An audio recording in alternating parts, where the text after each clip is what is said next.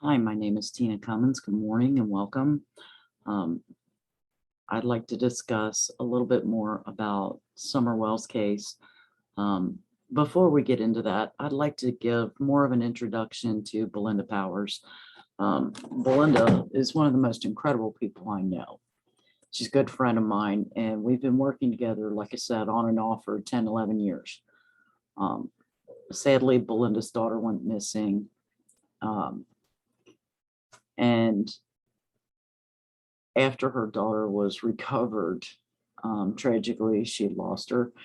And after her daughter was recovered, Belinda decided on her own to go out and start the Jodi Powers Search and Rescue Technologies in honor of her daughter. And I got to tell you, for a mother who's been through something of this nature, this kind of tragedy, it takes a whole lot of strength and grace for her to do what she does. She doesn't get a paycheck. She does it out of her own pocket. And she's got a group of really fantastic people that work for Jodi Powers Search and Rescue. One of those, Scott Heltzley, great guy. Daryl Kessinger is a former or current member of Jodi Powers Search and Rescue Technology. He also started working with them after his sister went missing. So over the course of many, many years, I've gotten to know a lot of fantastic people through the process of missing person cases, also working as a remote viewer for law enforcement and families. I just wanted to say this about Belinda. And I mean this when I say this, Belinda puts her whole heart and soul into this. And it's more than a passion of hers. It's very personal. She's not doing this for money, nor am I. We don't do this for accolades. We do this because we care. We care about the missing person and murder victims, the families. And so that's why we're here. When someone goes missing, there is a fallout that goes with that. If someone is missing and they're not recovered, or they're recovered and they've been murdered, there's always a tidal wave of fallout that follows behind it. The families sometimes are just decimated. Sometimes they end up in divorce. Sometimes it can affect their financial situation. The trauma is never ending. And, a lot of people talk about the word closure. They want to give them closure. Well, for someone who's missing or someone who's been murdered, there's no such thing as closure. Every birthday, every holiday, every family get together, there's always sadness that accompanies that. Families can learn to cope if they have answers to the questions. And a lot of what Belinda talks about, and what a lot of families that I've known talk about, is the fact that, people use this word closure and you can get answers, but if you don't have answers, your mind goes in a million different directions. And with someone you love and cherish so much, that is a horrible place to be, because you become stuck in that moment. You become stuck in time. So, please, when you're talking about a missing person or a loved one to a family, keep in mind that this person is their life. This person is their love. This person is their emotion. And there is no such thing as closure. There are answers. And answers can help a person heal. And that's one of the reasons why I volunteer, why Belinda volunteers, why many people volunteer to do this work, is because it does give some healing when answers are given. But again, Belinda is one of the most selfless and incredible people I've ever met. She's very intelligent, very kind-hearted person. And what she does it comes from the heart. Okay, so moving forward, I was looking online this morning and I saw some more people, going after the Wells parents. For obvious reasons, people are going to focus on them, not only because of their behaviors, but they're not giving many answers that need to be addressed. I want to talk about that for a second. There are a lot of questions still surrounding what happened to Summer. Obviously, she hasn't been located. She hasn't been found. And at this point, nobody knows if she's deceased or not. Now, one of the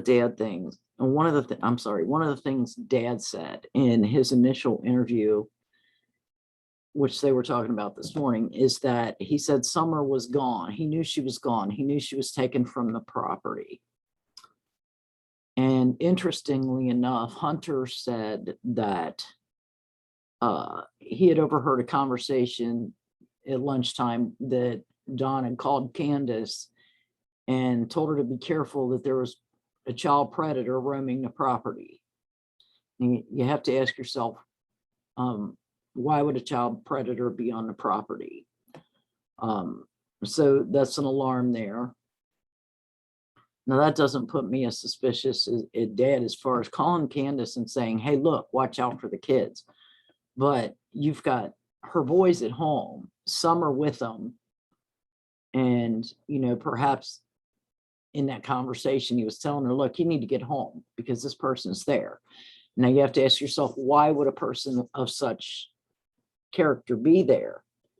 And the only thing that I can come up with is the drug issue. Now, Don, you got to look at Don's history and where he came from. Don admittedly did a lot of coke when he was younger. I don't know if he was a drug mule, but he said he ran coke back and forth, or tried to be a drug mule. Not good at it because he abused. So if you're looking from his mindset and his perspective, he's not going to suspect somebody that's on drugs, because that's a culture where a lot of people, they're underground and, they're working against law enforcement, obviously, for illegal purposes to get their dope. Okay. And there's, sadly today, millions of people that are on drugs in this country, in and out of court, in and out of the jail system because they're addicted. And I've always said drugs that are trafficked into this country, brought into this country, they're chemical warfare. They're the people that become addicted to drugs or abusing drugs are the victims of that. What better way to cut a country's legs out from under it than slice it, let's take them down with a dope addiction. So in looking at it from Don's perspective, he's looking at, selling drugs or selling pills, making meth, whatever, is not such a bad thing. And the reason I know this is when he was asking about, he had mentioned the neighbor that sells methamphetamine and pills, didn't mention what kind, but pills. He was talking about him and he says, well, I don't suspect him of anything. Again, that's one of my first suspects. So if somebody's dealing drugs, the reason that's concerning, especially if it's methamphetamine or some type of speed, is a lot of these people that are on speed that are child predators, they like to keep that high. They don't tend to do downers, they want to do uppers, okay? And they want to keep going and going and going. And it's like ecstasy, they want that sexual high. So in looking at this case, the drug factor really worries me. Be it on the Wells property or on the neighbor's property, if some of that is going on, and it would only take a second to take that child off the property. And getting back to my concern with what Don said, that he knew a child predator was on the property, but didn't elaborate on that. He also said he knew someone close by was a child predator.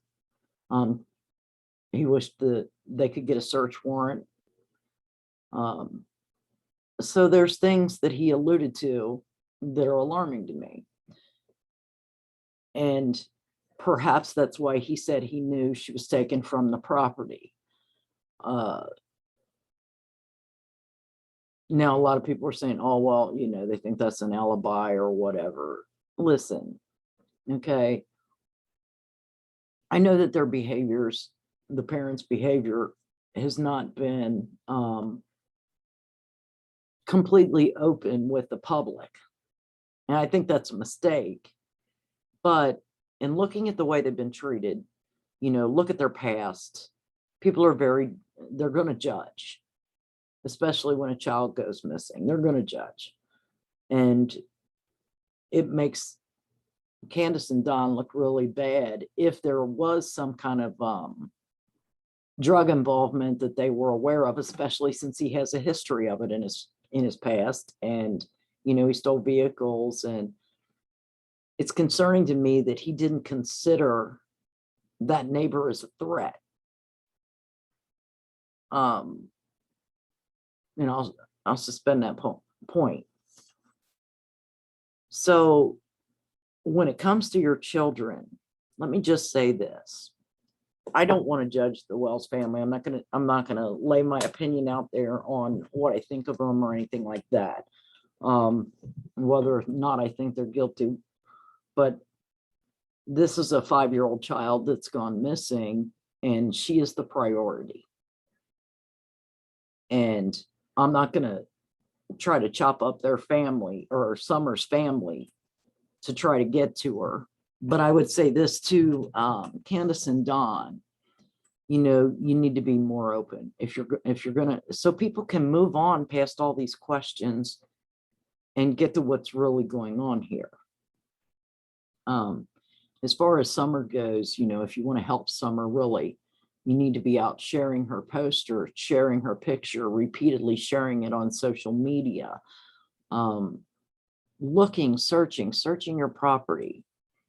Now, the police said they covered 5 square miles searching for Summer. And when they say that they've cleared it, that means they've gone back 4, 5, 6 times, and they've walked the areas so many times, searched areas so many times, and she's not there. Now, if you're looking at, I imagine the TBI, well, I'm certain the TBI and the FBI are looking at the cell phone coverage and where those people were located at those specific times, who they were talking to, et cetera, et cetera. So if anybody was coming and going from that property, they've put all that together. They're aware. And so you have to ask yourself, poof, did she just disappear? Listen, Summer didn't disappear the day before. They know that. They've got her on video. I'm certain of that. You know, she went through the Walgreens drive-through, went to the hospital. There's video cameras in different stores, different locations. I'm sure the child was in the car. Yeah.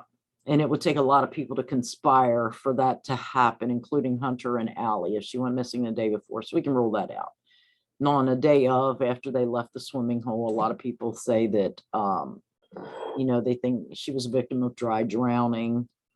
I didn't see anything in the picture that would indicate that, medically speaking. I'm not a doctor, but having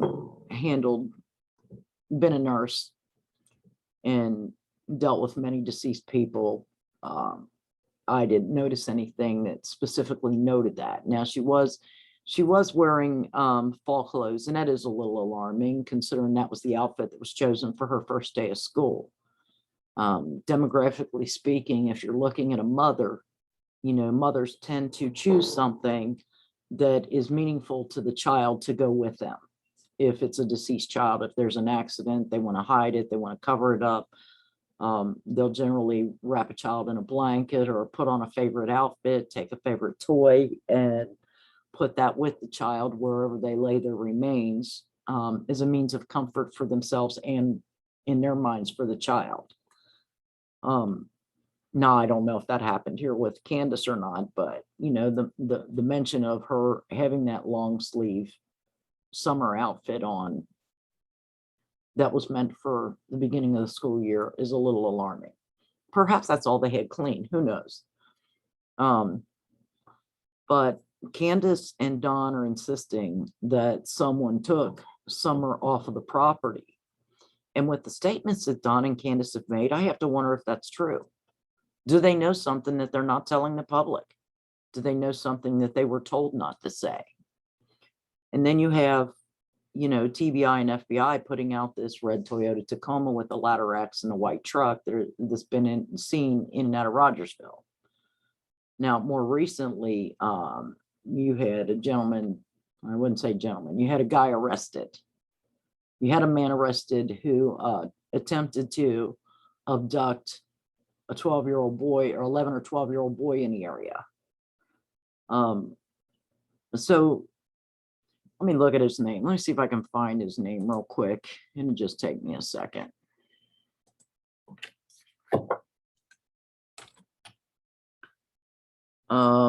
So Tony Hammond's, he was arrested in Kingsport after he attempted to kidnap a 12-year-old boy. And that was back in June. Okay. Now people are saying, that's probably not him. It probably has nothing to do with it. He had a different type of vehicle. But in saying that, there are several sexual predators in the area that fit the demographic of someone who would take Summer. Do I know if they had anything to do with this or not? No, I don't know.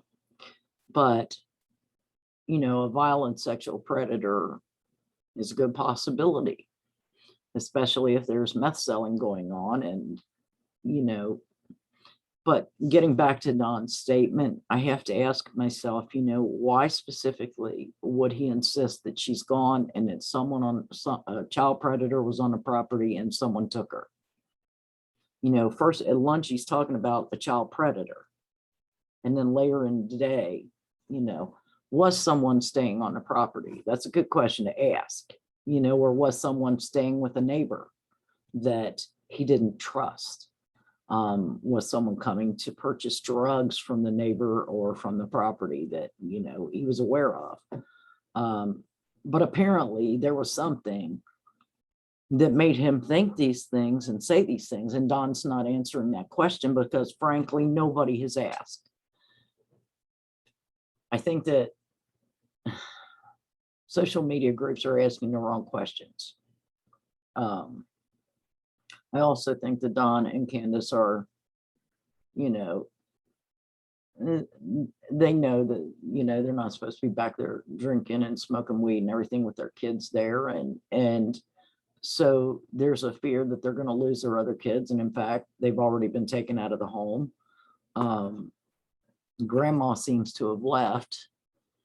And, you know, that's a little, you know, she's going through, again, another missing child, a missing granddaughter this time. And so there's some questions surrounding that. And, you know, it's like it is, I wouldn't say like, but it's a double tragedy. Now there's hope that Summer will come back. So again, you want to keep sharing. But at this point, I think you need to look at the statements of Candace and Don. Their very initial statements when they believed that someone took Summer. And in looking at, you know, the fact that the TBI and the FBI, they're going to be looking at their cell phones, they're going to be checking cameras, you know, what have you, and they're going to be tracing who was in and out of that area. And they're still looking for this person of interest. You know, if somebody's driving through there and they had nothing to do with this, I'm sure they've seen it by now on the news. I'm sure if you're the predator and you're watching, you know exactly what you did. Why haven't you come forward? Well, the reason you haven't come forward as this person in the truck is, he had something to do with it. What that specific thing is, who knows? But I don't know the details of any of it, but it's obvious to me, it's common sense that, they're looking for this truck. This person hasn't come forward. There's a reason why he hasn't come forward. And, I hope for your sake and for Summer's sake that she's still alive, because if not, you pretty much condemned yourself to hell. That might not be a fear of yours. It wasn't a fear for Richard Ramirez. Wasn't a fear for a lot of people. But in getting back to the statements, for the social media and the public, you have to consider what they said from the very beginning and what thoughts were running through their mind. No, I'm not going to go into all kinds of speech analysis and delve down that hole, not going down the rabbit hole, but trying to empathetically place myself in a position where I can understand what was going on in that moment. That doesn't mean I'm naive. Like I said before, there are a lot of questions that Candace and Summer aren't, Candace and Don aren't answering. And those questions need to be answered for the public. They need to be, let's move this out of the way so we can focus where it needs to be focused, which is on Summer. And some of those questions are, do you know of someone that was on the property? And what do you know about that person? And who should we be looking for?